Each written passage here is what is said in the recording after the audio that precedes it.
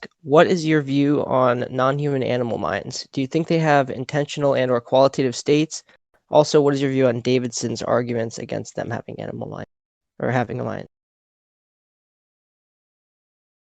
Well, I think it's perfectly plausible to say that non-human animals have a form of elementary mind, even a form of elementary rationality. They are sensitive to certain forms of evidence. If a dog, um, a dog may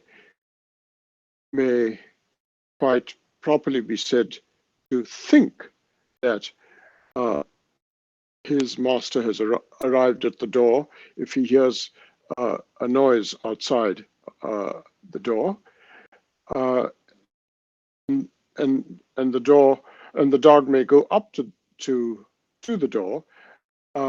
As it opens, he might, out of a sense of smell, realize that it is not his master. But I don't think he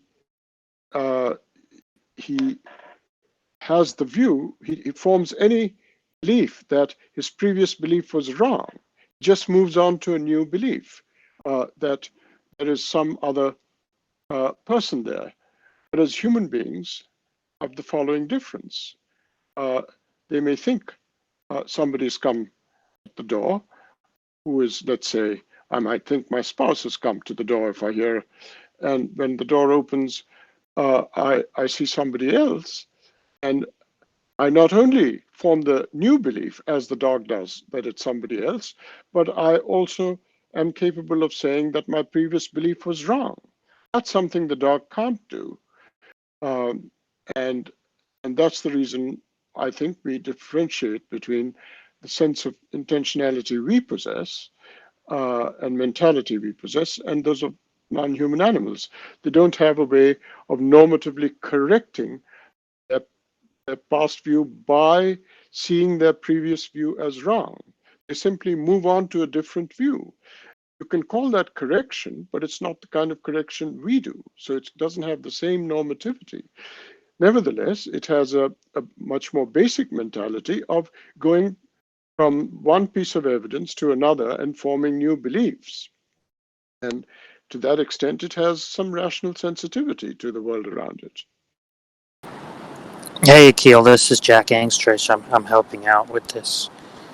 Jack, how are you? All right, how are you? They just also wanted to know what your view was on Davidson's argument against animal mentality.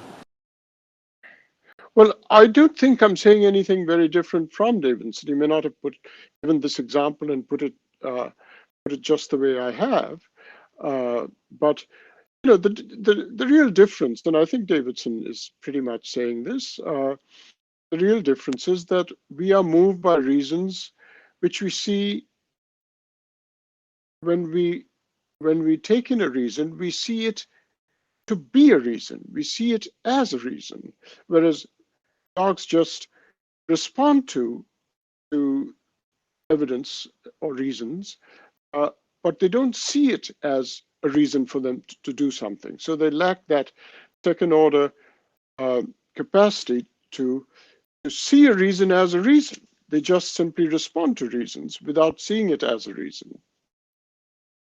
And would you ascribe phenomenal states to animals? Certainly, sure. Animals suffer. Animals suffer pain. They enjoy their meals. Certainly, they have qualitative states. But it is wrong to think that just because we have qualitative states and sensory states, and they have sensory states, that they are exactly to be described and characterized in exactly the same way. I think that would be a mistake, because a creature who has sensory states but also has the kind of intentionality and sees reasons as reasons, that affects the character of the qualitative states say, pains and so on that it has. And so it would be wrong to say that pain refers to exactly the same kind of states in both human and non-human animals. The very possession of a sophisticated intentionality in human beings changes the nature of the qualitative states of pain, pleasure, etc., that human beings have.